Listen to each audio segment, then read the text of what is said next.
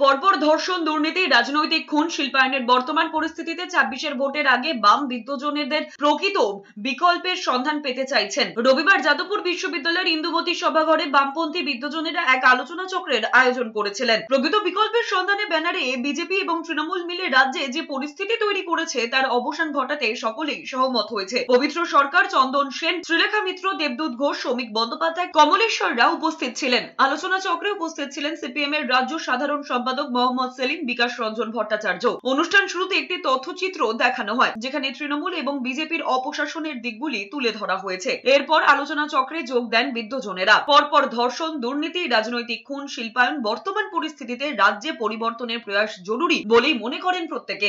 সন্ত্রাসের মুখোমুখি হয়েছে, তাই ভাবছেন যারা সন্ত্রাস করছেন তাদের বিরুদ্ধে পাল্টা একটা প্রতিরোধ দরকার।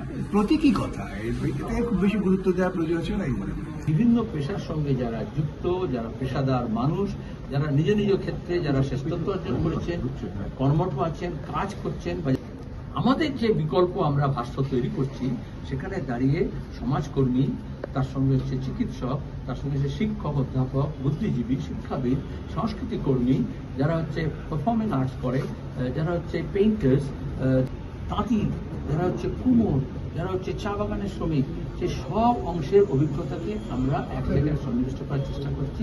তাতে আমাদের মনে হচ্ছে আমাদের বামপন্থার যে বিকল্প ভাষ্য, যে আন্দোলন এবং বিকল্প যে উপহার দেব মানুষকে, সেটাকে আরো বেশি সমৃদ্ধভাবে উপস্থিত করবে। ভারতীয় যে সংস্কৃতি সারা বিশ্বের দরবারে সম্মানিত হয়ে এসেছে, সেই সংস্কৃতি ফেরত আসুক। এবং তার থেকেও বড় কথা, এই যে একটা সংস্কৃতি তৈরি হয়েছে দুর্নীতিকে সমাজের মধ্যে গ্রহণযোগ্য করে তোলা, ধর্ষণকে সমাজে গ্রহণযোগ্য করে তোলা, তার বিরুদ্ধে কি করণীয়, কি করতে পারি আমরা, সেই বিষয়ে অনেকদিন ধরে আলোচনা করছি। এবার এটা সরাসরি কি করণীয় সেটা নিয়ে আমরা আজকের তারিখে